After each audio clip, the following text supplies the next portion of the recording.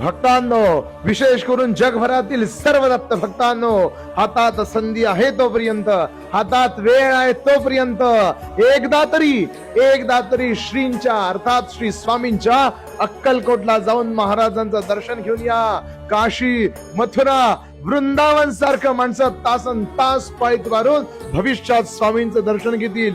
किड्या मुंगींसारखी गर्दी अक्कलकोटात होईल. लक्षात घ्या, ब्रह्मलोक वैकुंठ कैलास याहुनी श्रेष्ठता अक्कलकोटास. कारण तेथे होता निवास एका थोर महात्म्याचा. देवांहुनी फक्त थोर, भक्तांचा होतो देव चाकर. याचे दाखले स्वामींनी आजवर अनेकासी दिलेसी. भक्तवत्सल भक्ताभिमानी स्वामींचं दर्शन हातात संधी आहे, वेळ आहे तोपर्यंत नक्की घेऊन या.